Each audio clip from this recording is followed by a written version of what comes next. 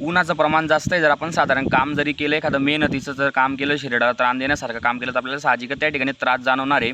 एखादा पाण्याचा त्रास असेल, आपला गळा सुकलेला असेल किंवा काहीतरी एकदम बॉडी थकलेल्यासारखी आपल्याला जाणवत असेल, साहजिकच, कारण तापमान आणि उन्हाचं प्रमाण तेवढं आहे.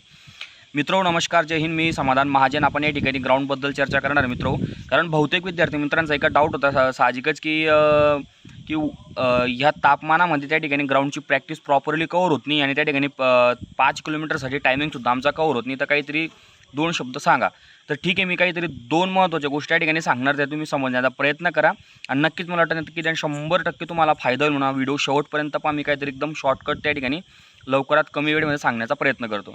तर मित्रो, सगळ्यात महत्त्वाचा मुद्दा म्हणजे तुम्ही 5 किलोमीटरचं एक तुम्ही प्रॉपरली तुम्ही प्लॅनिंग केलं आहे का. फक्त असं नाही की तुम्ही एखादा तुम्ही रनिंग किट घातलं असेल आणि तुम्ही ग्राउंडवर गेले आणि तुम्ही सुरुवात केली असेल रनिंगला, तर असं नसेल. ठीक आहे, काही विद्यार्थी मित्रांना रनिंगबद्दल प्रॉपरली ग्रामीण भागातले विद्यार्थी असेल म्हणून त्यांना प्रॉपरली या गोष्टीबद्दल माहिती असतं, त्यांना सांगण्याची आवश्यकता नाही.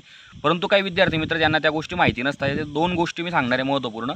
एक सगळ्यात महत्त्वाची गोष्ट म्हणजे कॉमन गोष्ट मित्र आपल्या सगळ्यांना माहिती आहे की रनिंग करत असताना सुरुवातीला स्वतःला तुम्ही मेंटली प्रिपेअर करा सगळ्यात अगोदर. आता मेंटली प्रिपेअर म्हणजे काय, हे सगळ्यात महत्त्वाचा भाग आहे, लक्षात ठेवा तुम्ही.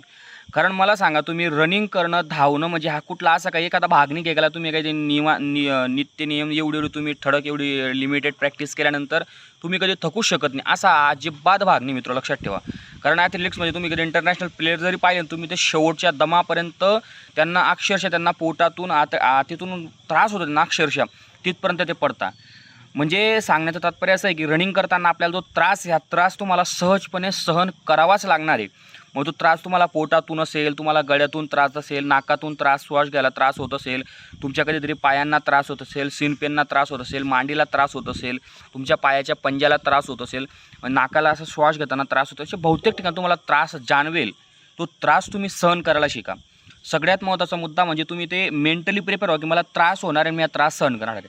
आता त्रास सहन करणं म्हणजे एवढाही नाही की म्हणजे बघा, त्रास सहन केल्याने किंवा जास्त मेहनत केल्याने आपल्याला बॉडीला किंवा काही असं काही नुकसान होत नाही मित्र, लक्षात ठेवा तुम्ही. आपण तेवढं स्ट्रॉंग बनतो, लक्षात ठेवा. थोडंसं त्रास, आता ते नो पेन नो गेन असं काहीतरी गोष्ट ऐकली असेल तुम्ही, तुम्हाला जेवढा त्रास होईल तेवढं तुम्ही आतून शरीरातून तुमचं तेवढं मजबूत होणार आहे. आणि जर आपण म्हणू चला रनिंग करता करता पोटाला त्रास झाला, पायाला त्रास झाला, मी थांबलो, तर ह्या गोष्टी कितपत याला कामात ठरणार नाही. म्हणून सगळ्यात पहिला मुद्दा माझा तुम्ही लक्षात ठेवा की सगळ्यात अगोदर तुम्ही मेंटली प्रिपेअर ठेवा की मला थोडा त्रास होणार, त्रास सहन करणार आहे. आता दुसरा मुद्दा आहे मित्र, लक्षात ठेवा. रनिंग करत असताना सुरुवातीला जोही काही वर्कआउट आता सांगण्याची आवश्यकता नाही तुम्हाला, मी सांगेल की असं वर्कआउट करा, ते वर्कआउट करा, फक्त तुमची बॉडी हीट होईल आणि बॉडीला स्ट्रेचिंग होईल असं प्रॉपर एका पद्धतीने तुम्ही तरी काही वर्कआउट करू शकता. आता अजून मुद्दा काय पुढचा, की ते केल्यानंतर तुम्ही नॉर्मली स्ट्रेचिंग केल्यानंतर तुम्ही रनिंगला सुरुवात करा. आणि रनिंग करताना मित्र लक्षात ठेवा, मला वाटतं प्रॉपर रिझल्ट येईपर्यंत तर तुम्ही टायमिंग काढू नका स्वतःचा, लक्षात घ्या.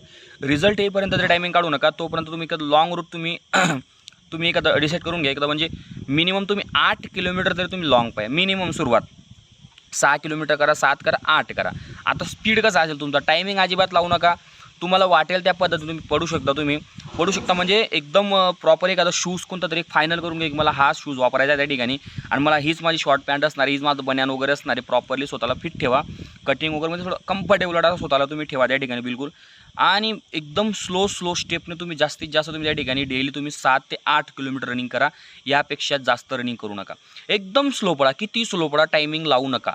मिनिमम तुम्ही असं समजा, आता रिझल्ट अजून समजा 8 दिवस लागला नाही, 15 दिवस लागला नाही, महिनाभर लागला नाही, तर तुम्ही हेच काम करा, तुम्ही लाँग रूट पडा. जेवढं तुम्ही लाँग रनिंग करणार आहे, तुम्ही 5 किलोमीटरपेक्षा जास्त रनिंग करणार, तेव्हा तुमचं त्या ठिकाणी कॉन्फिडन्स आणि तुमचं त्या ठिकाणी मेंटली पण प्रिपेअर, तुम्हाला थोडा त्रास होणार, तो सहन करा. आणि ऑटोमॅटिक आपल्याला त्या ठिकाणी दम आपल्या त्या ठिकाणी बांधला जाणार, लक्षात ठेवा मित्र. हा सगळ्यात महत्त्वाचा मुद्दा. Mentally prepare. शेवटी ज्यावेळेस तुम्ही 7 किलोमीटर पडा, 8 किलोमीटर, शेवटचं ते 500 मीटर किंवा 1 किलोमीटर असेल, त्याला पूर्ण ताकद लावून द्या, पूर्ण ताकद लावून द्या. तिथे तुम्हाला समजेल मेंटली प्रिपेअर मी तुम्हाला काय सांगतो, तुम्हाला तो त्रास होणार आहे साहजिकच, पायांमध्ये होणार आहे, मांडींमध्ये होणार आहे, श्वास घेताना हा त्रास सहन करा. अशी रेग्युलर प्रॅक्टिस करा आणि प्रॉपर डाईट पण करा, हरभरा वगैरे अशा काही गोष्टी मॉर्निंगला खायला शिका बस. आणि रविवारी 1 दिवस स्वतःला रेस्ट द्या, पण रेग्युलर ही प्रॅक्टिस आपली सुरू ठेवा. प्रॅक्टिसमध्ये गॅप पडू देऊ नका. आणि बाकी छोट्या छोट्या गोष्टी लक्षात ठेवा. छोट्या छोट्या गोष्टी म्हणजे फक्त फिटनेससाठी तुम्हाला आता थोडे दिवस तुम्ही आजपासून तेलकट वगैरे गोष्टी खाणं बंद करा. जसं तो पापडीचा पदार्थ असेल, तेलकट पदार्थ असेल, बाहेरचं तुम्हाला काही ते नाश्ता पाण्याची सवय असेल, या सगळ्या गोष्टी बंद करून टाका मित्र. थोडे दिवस आपल्या फिजिकलवर लक्ष ठेवा, कारण फिजिकल 5 किलोमीटर जेवढं सोपं आहे तेवढं सोपं नाही, जेवढं कठीण तेवढं म्हणजे लक्षात घ्या तुम्ही या गोष्टी. कोणीतरी म्हणता ना 5 किलोमीटर सहज मी असंच मारून देतो, अशातला मुद्दा नाही मित्र, लक्षात ठेवा. ठीक आहे. तर व्हिडिओ आवडलेला असेल लाईक शेअर नक्की करा, नवीन असेल सबस्क्राईब करायला विसरू नका आणि काही चांगली कमेंट करा, प्रेरणा दे, मला नक्की आवडेल. पण लाईक करायला विसरू नका मित्र. ठीक आहे. जय हिंद. काही डाऊट असेल कमेंट बॉक्समध्ये विचारा, नक्की त्या रिप्लाय देण्याचा प्रयत्न करा. जय हिंद.